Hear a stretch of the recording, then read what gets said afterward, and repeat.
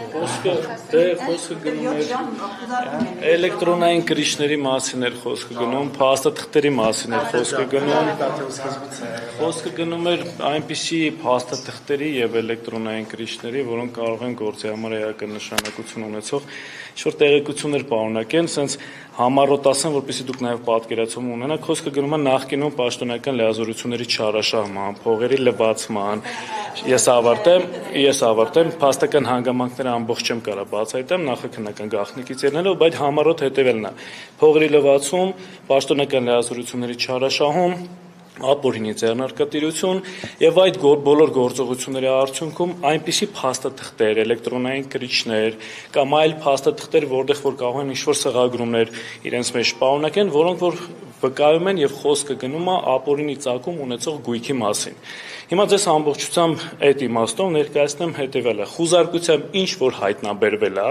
նախ ապօրինի ծագում ունեցող որևէ հատկանիշ չի պարունակում, հիմնականում հուշանվեր կամ ինչ որ այնպիսի առարկաներ, որոնք որ որևէ աղերս չեն կարող ունենալ գործի փաստական հանգամանքների հետ։ Սակայն միգուցե հարցը առաջանա, ինչ են այդ դեպքում այդ առարկաները վերցվել։ Պատասխանը շատ ընդհանրական է այդ մասով, որը որ տալիս է վարորդ իրականացնող մարմինը, դե քննություն կատարենք, բարձենք սա ինչի հետ է կապված։ Ավելին ասեմ, նույնիսկ առերևույթության մակարդակում երևում է այս առարկան, դրա պատկանելությունը եւ այլն, այսինքն նույնիսկ քննություն կատարելու, որպես այդպիսի կանհրաժեշտություն չկա, որպեսզի հասկանան այս առարկան ինչ որ աղերս կարա ունենա այն հանգամանքների հետ,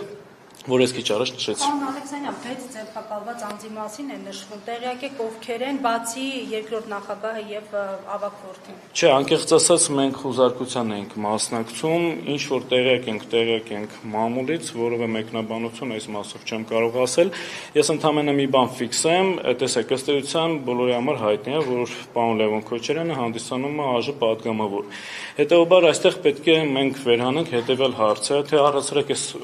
խուզարկությունը եթե անօրինական է, ինչու է անօրինական կամ օրինաչափը, թե առասարակ օրինաչափ չի։ Պատասխանը շատ ակնհայտ է, օրինաչափ չի, որտեղ ըստ էության Լևոն Քոչարյանը հանդիսանալով ԱԺ պատգամավոր օժտված է անձեռնմխելիությամբ։ Իսկ պատգամավորի անձեռնմխելիությունը կարող է հաղթահարվել ոչ միայն անազատության հետ չկապված կամ կապված որևէ գործողության կատարման, այլ նաև փաստացի քրեական հետապնդման իրականացման առումով։ Հիմա տեսեք, դե յուրը Լևոն Քոչարյանը չունի որևէ կարգավիճակ, բայց դե ֆակտո ունի կարգավիճակ, ունի մեղադրյալի դե ֆակտո կարգավիճակ, որտեղ ըստ էության խուզարկության կատարումը ենթադրում է որոնողական գործողությունների կատարում, ինչը ենթադրում է դրանց արդյունքում հանցագործության հատկանիշների հայտնաբերման վերաբերյալ։ Այսինքն ըստ էության այս խուզարկությամբ փորձում էին հասկանալ Լևոն Քոչարյանը ապօրինի ծագում ունեցող ինչ-որ գույք, դրամական միջոցներ կամ այլ միավորներ բնակարանում պահում է թե ոչ, այսինքն մերկացնող հանցանքի կատարման մեջ մերկացնող ըստ էության գործողություններ են կատարվել։ Իսկ եթե կա գործողություններ, որոնք որ մերկացնում են անձի այս կամ այն հանցանքի կատարման մեջ,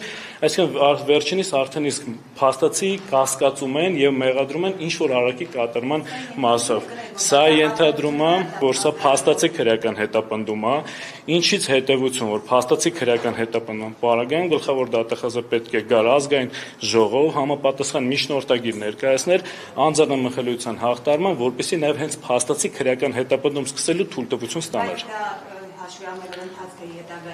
Կարելի է ակնկալել, որ դատախազությունը կդիմի այդ քայլերին։ Դե ոչինչ պետք չի բացառել եւ ոչինչի կարծում եմ տենց վրա պետք չի զարմանալ, ամեն ինչ էլ հնարավոր է, բայց մենք փաստացի ունենք մի իրավիճակ, որ այդ գործողությունը արդեն իսկ պետք է կատարվեր, մինչեւ այս բնակարան գալը եւ այս գործողություն կատարելը, գլխավոր դատախազը արդեն պետք է լիներ ԱԺ-ում եւ դրա վերաբերյալ համապատասխան թույլտվություն ստանար։ Մի կարևոր խուզարկությունը ապօրինի է եղել։ Այո։ Ապօրինի է խուզարկությունը ոչ միայն այս հիմքով, սա ամենակարծես թե կարևոր հիմքն է, շատ ուղենիշային հիմքն է, բայց բնականաբար կան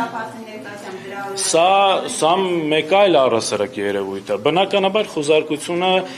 կատարման ընթացքի վերաբերյալ որպես այնպիսի ինչ-որ ագրեսիվ գործողություններ չեն կատարվել, պետք է հանուն արդարության սրա մասին նշեմ, բայց պետք է նաև հաշվի առնենք հետևյալ իրավիճակը, որ Լևոն Քոչարյանի 1 մանկահաս եւ 2